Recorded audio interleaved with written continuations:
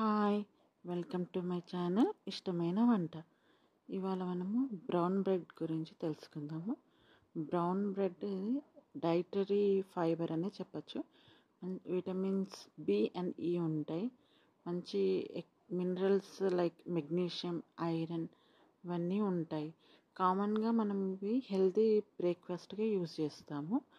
Like balanced diet కోసము brown bread use చేస్తాము. ఇది హోల్ వీట్ అన్ని చేస్తారు.